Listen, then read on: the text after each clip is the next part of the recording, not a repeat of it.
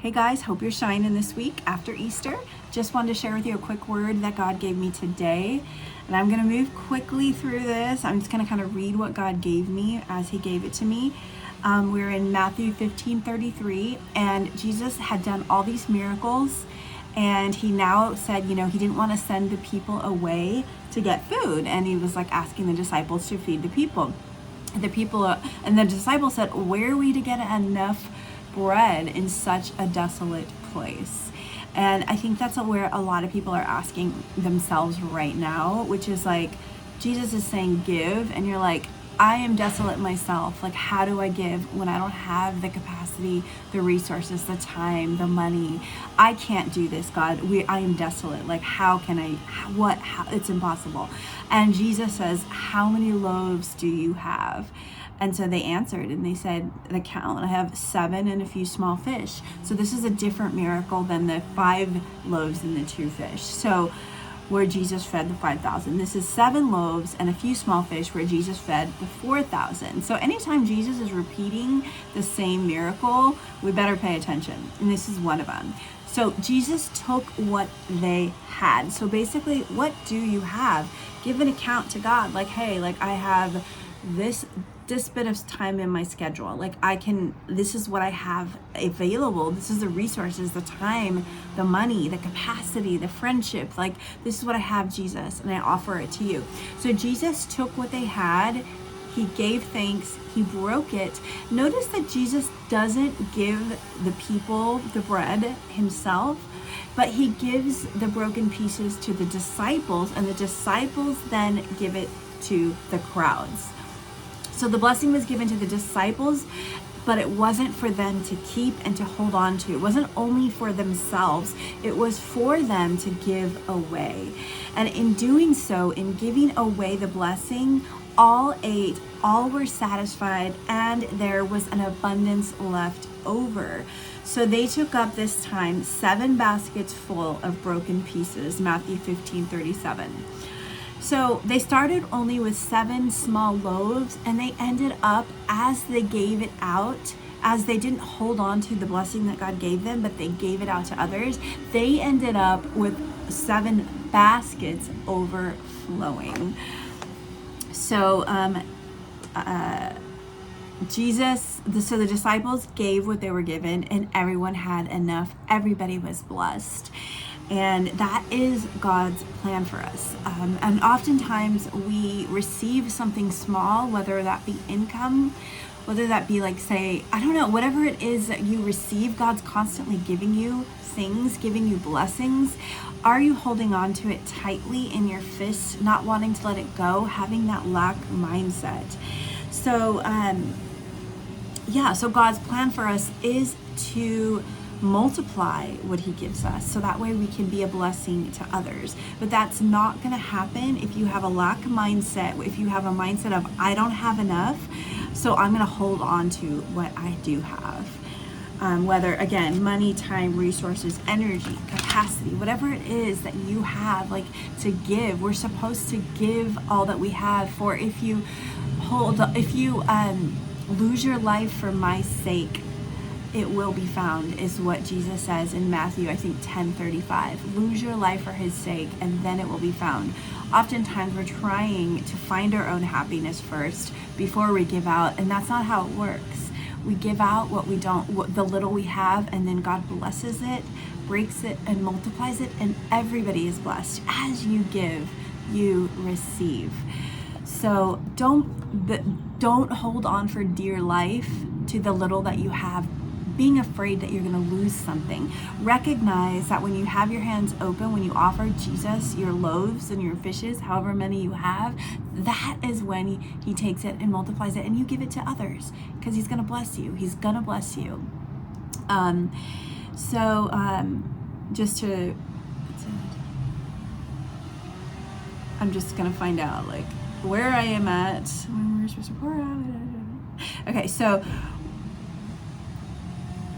when we hold on to our time, our resources, our money, our friendship, ourselves, our lives, when we're supposed to give it out, we don't experience the multiplication, the increase, and the miracle.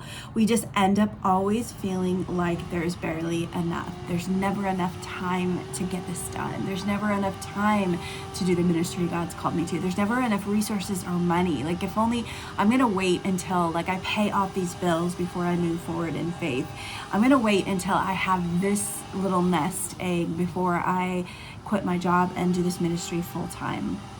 So basically, if you're feeling like you're never going to leave this manna season, and God is saying, are you ever going to exit your lack of mindset, which is basically your lack of faith, and give me what's in your hands instead of holding it tightly, fearing of losing the little you have. So that verse came to mind, which is the one who has more will be given, and to the one who doesn't have, even what he has will be taken away. And it's not saying that like God, we obviously know God blesses and helps the poor, righteous do not go about begging for bread, but it's that mindset of like, when you have that more, that abundant mindset, like I have enough, and even if I only have a little bit, it's enough with Jesus, and I'm giving what I have. That is when more is going to be given to you. But if you have that, like, I don't have enough mindset, like even that little bit that you have is going to be taken away from you. Or it's just like having like your pockets full of holes. Like it feels like you never have enough money because you're just Scrooge holding on to it. Like it's the widow who gave all she had, like the 2 mites, like Jesus said, like she gave more than all of those other, Pharisees that were giving like tons of huge amount of money. It's because that widow, in that small amount that she gave all. And so that is what God is asking for us today. It's to go all in, to be fully committed to what he's called us to. So oftentimes we are waiting on God for a big miracle, a huge breakthrough, but God is waiting on us. Will you be faithful with the small? Will you give him back the small? God delights in the small beginnings. Will we be faithful, consistent, trustworthy? Will we be a steward of what we have now? And will we be fully obedient, not just dabbling, like I'm gonna do this when I have when I'm in a good mood, when I feel inspired, when I'm having a good day? Or no, will we be fully committed without seeing the increase, the results, the numbers, and just give God our everything now? It wasn't until they gave all that they saw the multiplication and the miracles.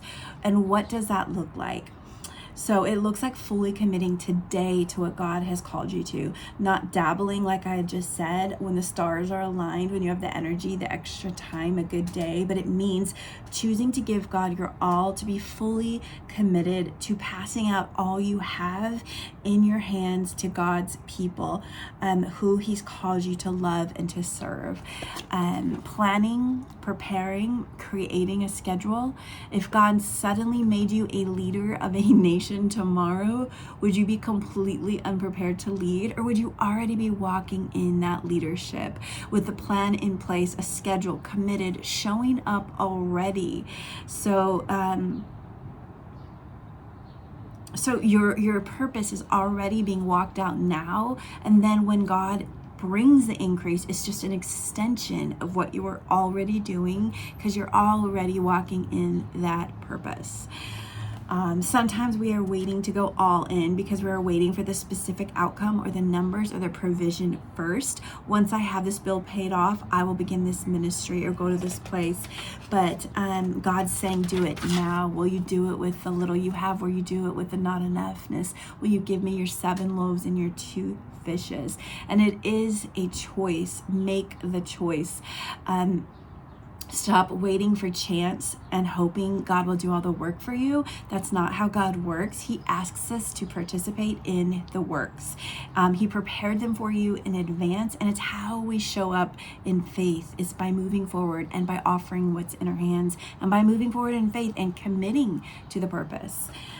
So today, write that vision, but don't just write it, follow it up with the plan. Write the next steps. What's the schedule that you will create for yourself? What are the specific tasks and steps that you need to do now? And then how do you commit to it? Schedule it. So when I was I yo-yo dieted my entire life, and the only time that I could lose weight effectively without just quitting and giving up was when I committed to a schedule, when I made a plan, when I put a plan in place. So I had Monday, Wednesday, and Friday. These are the days that I'm working out. These are the workouts that I'm doing. This is my food plan. This is exactly what I eat. I'm counting my macros, and I know that Sundays is the day that I batch cook for the week.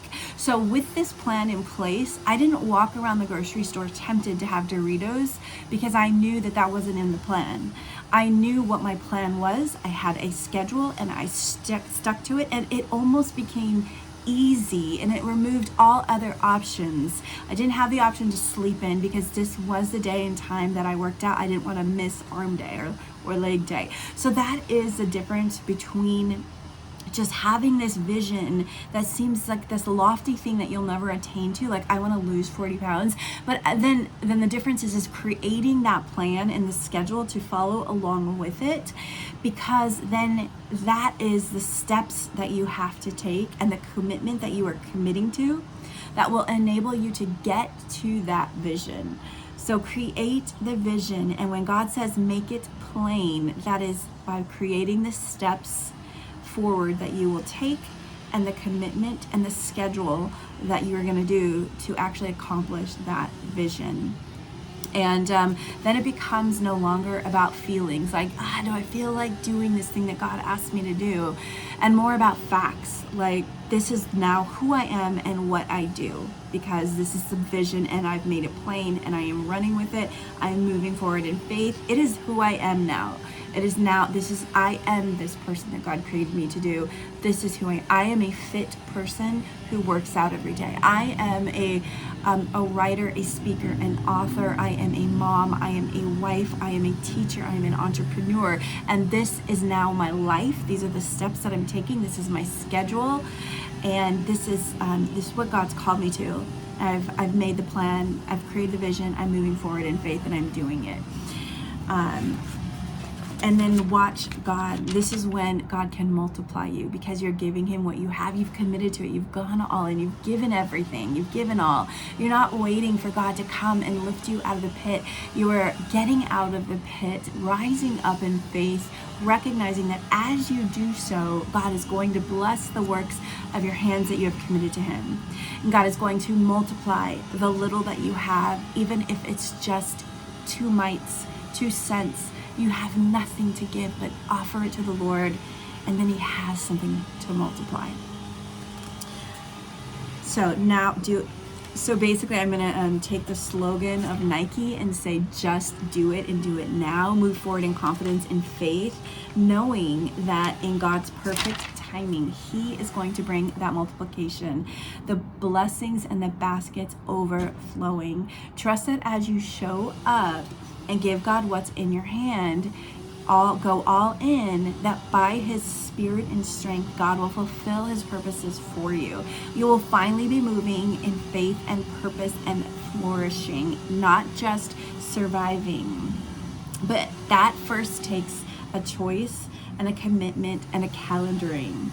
Calendaring means scheduling, and by that you will begin to walk in your calling, not by your strength, obviously, but you do have to participate.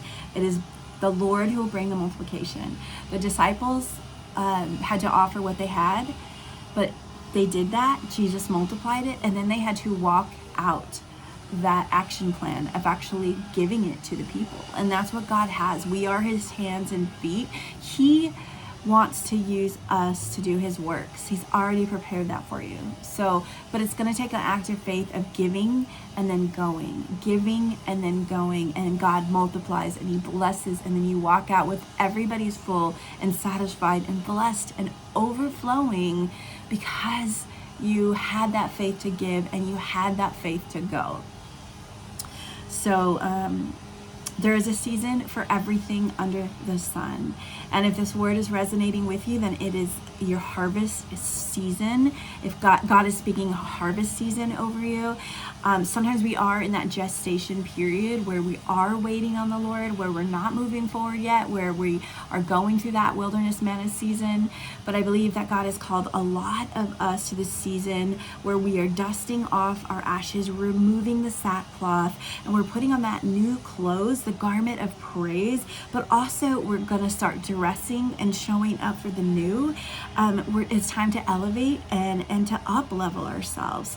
But that takes faith to give up and to give out what God has given you. And what is that for you? Go be blessed and multiply. That is God's original plan for you. Genesis 1:28 says, and God said to them, be fruitful and multiply and fill the earth and subdue it. So God did not call us to be, just meet like in a corner with nothing, crying, ourselves to sleep. Like God did not call us to be poor. Like God called us to actually multiply, to be fruitful and multiply, and to fill the earth and to subdue it. Okay, so we are called to great and mighty things. And sometimes as a Christian, because we do go through those periods where God strips us of everything, because he wants to empty our hearts of clinging to this world, or of having this world or money or material things, or even people, relationships and positions and power. He wants to strip us of that being an idol in our heart. So we do go through those seasons, and sometimes God calls us to not have material wealth. I'm not saying everybody needs to be rich and wealthy, because we conquer and we multiply, and we have spiritual fruit.